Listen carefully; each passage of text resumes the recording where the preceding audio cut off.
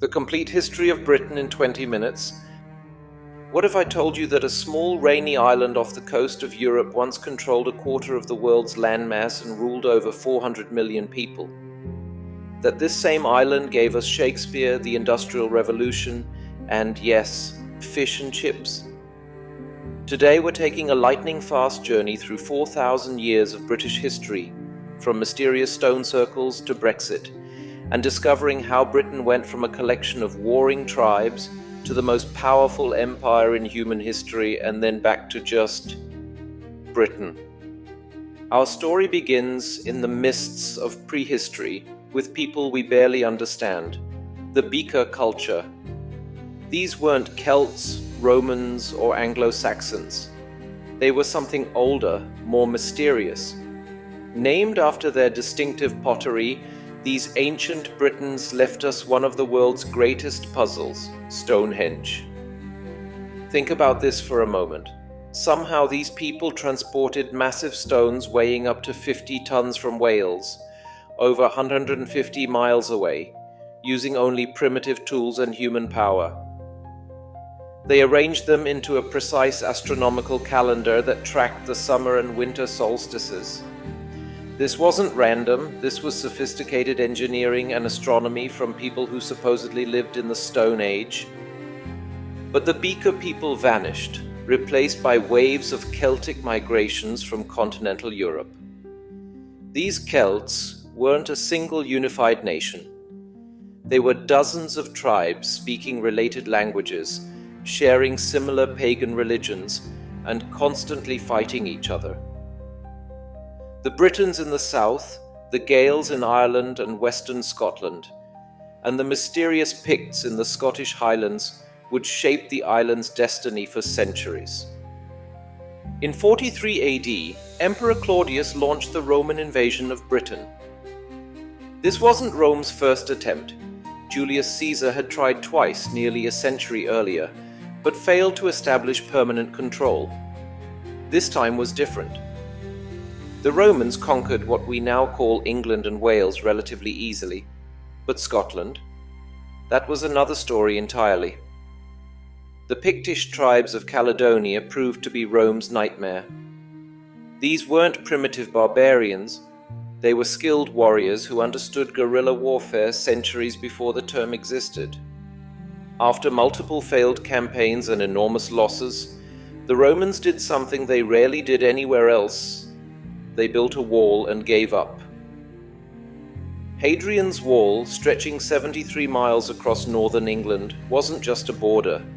It was Rome's admission that some people simply couldn't be conquered. For nearly 400 years, Roman Britain thrived.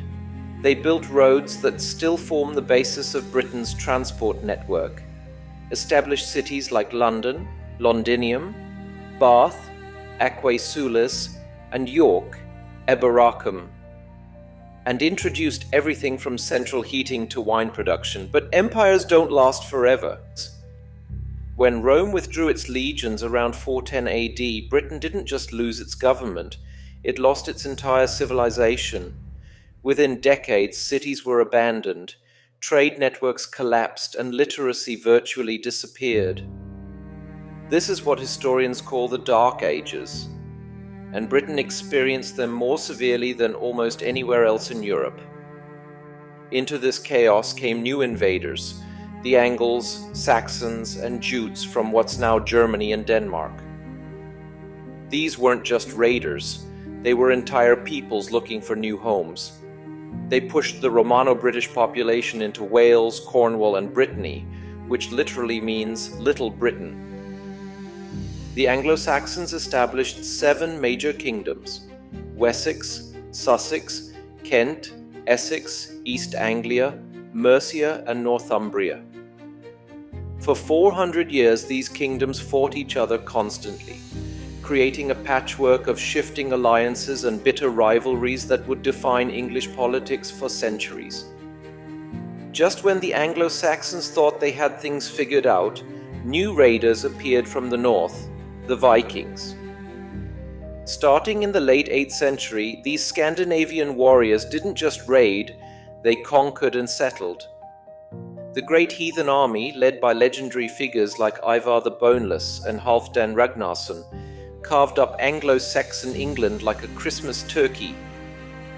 They established the Danelaw, a vast territory where Danish law and customs ruled over English subjects. Only one Anglo-Saxon kingdom survived, Wessex, under Alfred the Great. Alfred wasn't just a warrior, he was a scholar, lawgiver, and strategic genius who created the first English navy, established a network of fortified towns, and most importantly, began the process of uniting the English under a single crown. Meanwhile, in Scotland, the constant Viking threat forced the Scots and Picts to unite under Kenneth MacAlpine, creating the Kingdom of Alba, the foundation of modern Scotland. The year 1066 is probably the most famous date in British history, and for good reason. When Edward the Confessor died without an heir, 4 different claimants fought for the English throne. Harold Godwinson was elected king by the English nobles, but he faced invasions from 2 directions. First, Harald Hardrada of Norway landed in the north with a massive Viking army. Harold marched north, defeated the Vikings at Stamford Bridge, and killed Hardrada, effectively ending the Viking Age. But while Harold was fighting Vikings in Yorkshire, William of Normandy was crossing the English Channel with another invasion force. Harold force-marched his exhausted army 250 miles south in just 4 days, an incredible feat of medieval logistics, but arrived at Hastings with tired troops facing fresh Norman cavalry. The Battle of Hastings lasted all day. According to legend, Harold was killed by an arrow to the eye, though modern historians debate this. What's certain is that the Norman victory changed Britain forever. The Norman Conquest wasn't just a change of rulers, it was a complete transformation of British society. William the Conqueror didn't just defeat the English, he systematically replaced the entire ruling class with Norman nobles, who spoke French and followed continental customs. The Normans introduced revolutionary military technology, stone castles with the distinctive motte and bailey design that could withstand sieges. They conducted the Domesday Book Survey, essentially the world's first national census, cataloguing every piece of property in England for tax purposes. Most importantly for the English language, Norman French became the language of government, law, and high culture. For the next 300 years, England's rulers spoke French, not English. This linguistic divide created the strange situation where English has 2 words for many concepts. The Germanic word used by common people, cow, pig, sheep, and the French word used by the nobility, beef, pork, mutton. Through marriage and conquest, the Norman dynasty evolved into the Angevin Empire under Henry II. By marrying Eleanor of Aquitaine, Henry controlled more of France than the French king did. This created a bizarre situation where the King of England was also a French duke, owing feudal allegiance to his supposed enemy. This period gave us some of history's most dramatic stories. Henry's conflict with Thomas Becket, the Archbishop of Canterbury, ended with Becket's murder in Canterbury Cathedral. Richard the Lionheart spent only 6 months of his 10-year reign actually in England, preferring to fight in the Crusades. And King John's military failures and heavy taxation led to the Magna Carta in 1215. One of the foundational documents of constitutional government. Edward I, known as Longshanks, was determined to unite the British Isles under English rule. He conquered Wales in 1284, ending centuries of Welsh independence and beginning a process of cultural suppression that would last for centuries. Scotland proved more difficult. When the Scottish succession was disputed, Edward thought he could install a puppet king. Instead, he got William Wallace, Robert the Bruce, and the Scottish Wars of Independence. The Battle of Bannockburn in 1314 secured Scottish independence and established Robert the Bruce as one of Scotland's greatest heroes. Meanwhile, Edward III's claim to the French throne through his mother launched the 100 Years' War, a series of conflicts that lasted from 1337 to 1453. English longbowmen won spectacular victories at Crécy, Poitiers, and Agincourt, but ultimately France prevailed, largely thanks to Joan of Arc's inspiration and superior resources. The end of the 100 Years' War left England with a lot of unemployed soldiers and a weak king in Henry VI. Two branches of the royal family, Lancaster, Red Rose, and York, White Rose, fought a brutal civil war that decimated the English nobility. This wasn't just political maneuvering, it was genuine warfare with battles like Towton, where an estimated 28,000 men died in a single day. The wars ended only when Henry Tudor defeated Richard III at Bosworth Field in 1485, establishing the Tudor dynasty and beginning England's transformation into a major European power. Henry VIII is famous for his 6 wives, but his real historical importance lies in his break with the Catholic Church. When the Pope refused to annul Henry's marriage to Catherine of Aragon, Henry declared himself supreme head of the Church of England, dissolved the monasteries and seized their vast wealth. This wasn't just about divorce, it was about national sovereignty. By rejecting papal authority, England became the first major European power to break free from Rome's political control. The consequences would shape British identity for centuries. Henry's daughter Elizabeth turned England into a major naval power. When Philip II of Spain launched the Spanish Armada in 1588 to restore Catholic rule, Elizabeth's navy, aided by storms and superior tactics, achieved one of history's most famous victories. When Elizabeth died childless in 1603, the English crown passed to James VI of Scotland, who became James I of England.